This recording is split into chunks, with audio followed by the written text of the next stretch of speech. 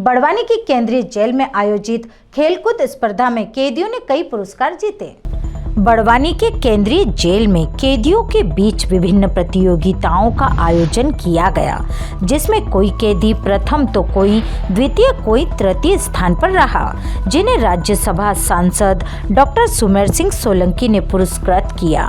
उन्होंने बताया कि आज केंद्रीय जेल में खेल कूद, गीत संगीत के साथ सांस्कृतिक कार्यक्रमों का आयोजन था, जिसमें कैदियों ने भाग लिया। आज लगा कि ऐसे आयोजन होना चाहिए, क्योंकि कौन किस जुर्मों में सजा काट रहा है वो अलग बात है, लेकिन हर किसी में कोई न कोई हुनर है। ऐसे हुनरमंद अगर अपराध कर ले, लेकिन उन्हें बाद में अपने किए अपराध का पछतावा हो और वापस मुख्य धारा से वो जुड़ना चाहे, तो ऐसे कैदियों को सजा में रियायत मिलना चाहिए। तो मैं आग्रह करता हूँ कि किसी हुनरमंद का हुनर दफन ना हो, इसलिए ऐसे अपराधी जो किसी न किसी हुनर में माहिर हो, उन्हें रियायत मिलना चाहिए। साथ ही सोलंकी ने कहा कि जेल में बंद कैदियों के लिए ऐसे आयोजन होना चाहिए, ताकि इनका मनोबल बढ़े और ये अपने आप को पहचान कर अपना जीवन व्यतीत कर सके, जिसको लेकर राज्यसभा सांसद ने जेल उप अधीक्षिका को निर्देश भी दिए हैं कि ऐसे कैदी जो सजा माफी के हकदार हैं, जिनका व्यवहार ठीक है, अपने किए अपराध को लेकर प्रायश्चित भी करते हैं, उन्हें सजा में जो भी प्रावधान है माफी के, उनके लिए आप पहल करें। जिस पर जेल उप अधीक्षिका ने 7 दिवस के कुछ कैदियों की सजा भी माफ की है। मैम, आज राज्यसभा सांसद सुमेर सिंह जी आए थे, पुरस्कार वितरित हुए हैं, घोषणाएं करी है जी। केंद्रीय जेल बड़वानी में 5 दिसंबर से लेकर 25 दिसंबर तक हम लोगों ने बंदियों के बीच में खेल और सांस्कृतिक प्रतियोगिताओं का आयोजन किया। लगभग 500 बंदियों ने इसमें भाग लिया और विभिन्न प्रतियोगिताओं में जिन्होंने प्रथम, द्वितीय, तृतीय स्थान प्राप्त किया है, उन्हें पुरस्कृत करने के लिए आज माननीय राज्यसभा सांसद महोदय डॉक्टर सुमेर सिंह सोलंकी जी पधारे, सपत्नी पधारे और बंदियों का उन्होंने बहुत ही उत्साह बढ़ाया और बंदियों को पुरस्कृत किया। 7 दिन की सजा माफ करने को लेकर कुछ? जी हाँ, हमने उनको इस बात की जानकारी दी थी कि यदि बंदी अनुशासन में रहते हैं और कोई अच्छा प्रदर्शन करते हैं अपने कार्यों में, तो उनके लिए प्रावधान है कि उनकी सजा में माफी दी जा सकती है। तब सांसद महोदय ने मुझे आदेशित किया कि आप वर्ष 2023 की जितनी भी आपके पास शेष माफी हो, आप आज सुशासन दिवस पे घोषित कर दीजिए और साहब के आदेश से आज 7 दिवस की माफी की घोषणा सुशासन दिवस पे की गई है। जेल का भ्रमण भी किया गया उनके द्वारा? जी हाँ, उन्होंने जेल की पाकशाला, बंदियों की फैक्ट्री, जेल की उद्योगशाला और कुछ बैरकों का निरीक्षण किया। उन्होंने सभी जगह जाकर देखा कि किस प्रकार से बंदी अपने समय का उपयोग करते हैं और एक सकारात्मक नियोजन में बंदी रहते हैं, और उन्होंने जेल की सफाई की, अनुशासन की काफी तारीफ की है।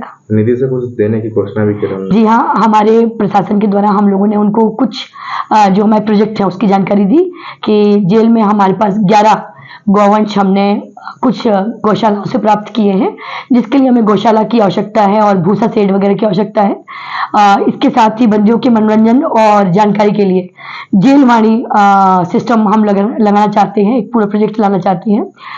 बंदियों के परिवार वाले जो बहुत दूर दूर से आते हैं, खंडवा, खरगोन, अलीराजपुर, बदनावर, मंडलेश्वर, महेश्वर और भी अन्य जगहों से जहां से कैदियों के परिवार वाले मिलने के लिए आते हैं, तो उनके लिए बहुत ही न्यूनतम दरों पे स्वल्पाहार उपलब्ध हो सके, इसलिए उन्होंने जेल कैंटीन के लिए भी धनराशि देने की घोषणा की है।